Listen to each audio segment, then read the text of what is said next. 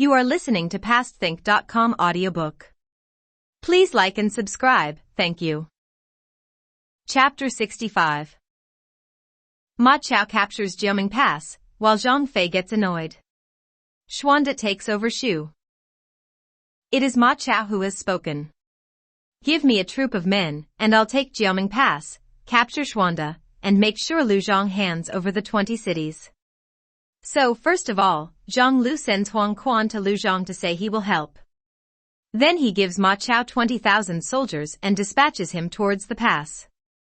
But he also sends Yang Bo to oversee maneuvers. Meanwhile, Xuanda is determined to seize Mianzhu. This is the gateway to capturing Chengdu. Guanzhong and Wei Yan are sent to take the city. Initially, resistance is offered by the champion Li Yan. He rides out and challenges Guanzhong to single combat, but neither of them can overcome the other. Kong Ming therefore devises a plot to trap Li Yan. Guanzhong rides out the next day to single combat, but then turns and flees, luring Li Yan into following him. Li Yan rides straight into an ambush, and when Kong Ming calls upon him to surrender, he does so immediately, and through this not a single man is wounded or dies. Having surrendered, Li Yan offers to negotiate the surrender of Mianzhu, and this is swiftly achieved. As a result, no one is killed in the taking of the city. Then urgent news comes. A desperate message tells of the attack on the Jiaming Pass by Ma Chao. This attack has caught the defenders off guard, and victory is within the grasp of Ma Chao. Of course, Xuanda immediately decides a relief column needs to be sent, and that Zhang Fei should lead it. But Kong Ming decides to play a game with Zhang Fei, to really get him geared up for action. Don't say anything about this commission to him when he comes in, says Kong Ming to a somewhat bewildered Xuanda. Having heard that action was called for, Zhang Fei comes to see Xuanda convinced that he will be chosen. Shouting out loudly and cheerfully, he says, "Just coming to say goodbye before I go off and deal with this Ma Chao." Kong Ming acts as if Zhang Fei is not there and says, "Ma Chao is attacking the pass, but I cannot think who could possibly take him on, except perhaps Guan Yu." "Excuse me," says across Zhang Fei, "do I count for nothing? I've defeated armies of 1 million, what's this Ma Chao to me?"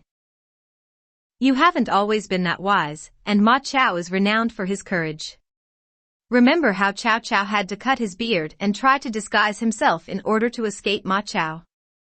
I'm not sure even Guan Yu could defeat him. "I will," roars Zhang Fei. "And should I fail, which I very much doubt, I'll take my punishment as martial law demands." "Well, so long as you are willing to take that vow, then you may lead," says a smug Kong Ming. Shortly after, Wei Yan is sent ahead with a small troop, with Zhang Fei behind and, following close behind him, Xuanda. The battles are fierce. Wei Yan fights Yang Bo, then Ma Dai, Ma Chao's brother, wounds Wei Yan with an arrow and speeds after him, until Zhang Fei turns up and takes on Ma Dai, thinking it is Ma Chao himself, until he is restrained by Xuanda. Chaos all round. The next day Ma Chao challenges Zhang Fei to single combat, but Xuanda initially refuses to allow him to go. Xuanda has been immensely impressed by the bravado of Ma Chao, as well as his dramatic dress, a helmet with a carved lion on top, white battle gown, and a belt covered in animal symbols. Eventually, thinking he has the advantage, Xuanda launches Zhang Fei and his troop. Now the two heroes fight, clashing over 100 times, but with no one gaining the upper hand. Pulled back once again by Xuanda, Zhang Fei is furious. He so desperately wants to fight Ma Chao again. So when Ma Chao returns to the combat at night time, the arena is filled with flaming torches so the two men can fight in the dark. But once again, despite many tricks and clashes, neither one prevails. Yet again, when dawn breaks, Zhang Fei is up and ready for combat. But before he can enter the fray, Kong Ming arrives, having heard of what is going on and very worried that the end result will be the death of Zhang Fei. "I've a plan for bringing Ma Chao to our side," says Kong Ming. "I really admire Ma Chao's courage," says Xuanda, "but do you really think you can get him?" "As we know, Zhang Lu's ambition is to be the king of Hanning," says Kong Ming. One of his senior advisors is a truly greedy little man by the name of Guanzhong, who loves bribes. We send someone to Guanzhong to buy his friendship. Then we write to Zhang Lu, saying that your battle with Lu Zhang is because you want to avenge him, and that, when you win, you will ask the emperor to make him king of Hanning. This will make him order Ma Chao to cease and retreat, and at that point we can turn Ma Chao to our side. So Sun Qian is dispatched with the letter and enough gold and pearls to bribe Guanzhong. As Kong Ming forecast, Guanzhong is more than happy to be bribed. That done, Guanzhong brings Sun Qian to meet Zhang Lu, who, because of Xuanda's imperial family connections, believes his offer and accepts with delight. He immediately sends orders for Ma Chao to end the conflict and return. But Ma Chao is having none of it. He sends back a terse note which simply says, without merit, no return. When Zhang Lu orders him again to cease, the same terse reply comes back.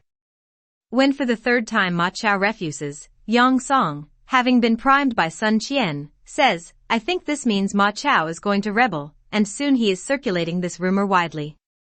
Deeply troubled by this rumor, Zhang Lu turns for advice to Guanzhong.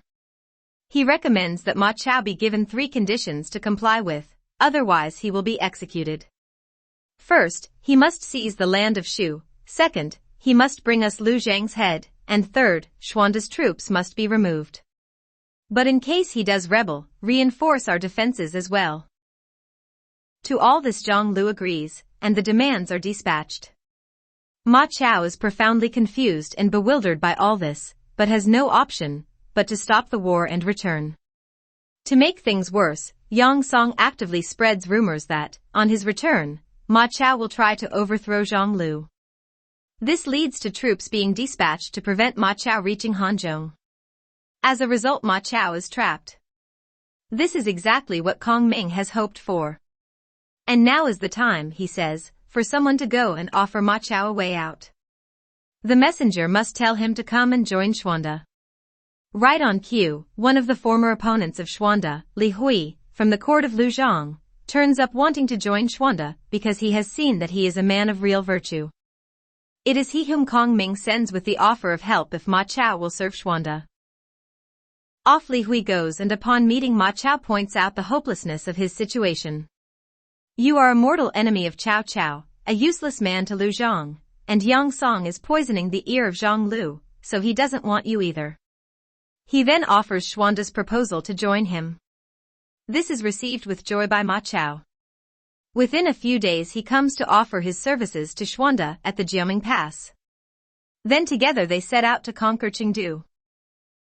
A few of the men Ma Chao has taken with him desert him, and make their way back to Lu Zhang and Chengdu, and report on his switching sides. When Lu Zhang hears that the combined armies are heading for the gates of Chengdu, he has the city sealed and prepares for the worst. Ma Chao and his brother Ma Dai ride up to the gate and call for Lu Zhang to come up on the city wall and speak to them. When he hears from Ma Chao's own lips his account of joining Xuanda, he realizes all is up. Moved by a genuine desire to spare the people any further suffering, he orders the gates to be opened. Some among his commanders still want to fight. But when a soothsayer appears and says that the stars show that a bright new ruler has appeared, this confirms Lu Zhang's desire to surrender to this bright new ruler. None other than Xuanda.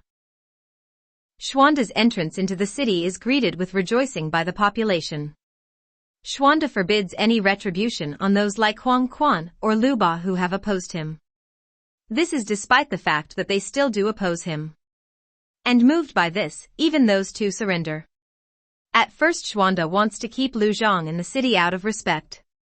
But Kong Ming argues, there isn't enough room for 2 lords. And Lu Zhang's inability to decide has cost him his right to rule. Don't go all wimpish on me, he tells Xuanda. Seize the moment. So Lu Zhang is sent to what is in effect comfortable house arrest in Jingzhou, but given an honorific title to compensate him. All those who have joined Xuanda are rewarded with posts and titles, and vast amounts of money and treasures are sent to Guanyu in Jingzhou. However, a plan to redistribute the land of the newly conquered territory to his followers is stoutly opposed by Zhao Zilong, who points out that the people have already suffered enough, and that generosity now will win support for the future. The land of Shu is now in Xuanda's control. The laws are overhauled, corrupt or over-rigorous local governors are held in check, and the land is settled. In the south in Wu, Sun Quan soon learns of Xuanda's triumphs and, needless to say, immediately thinks of trying to seize disputed Jingzhou. Wise counsel from Zhang Zhao intervenes, and he says that what is most definitely not needed now in this moment of peace is more war. He goes on, I have a plan which will mean Xuanda will restore Jingzhou to us, and he will be humbled in the process. So what is this plan of Zhang Zhao? Let's find out.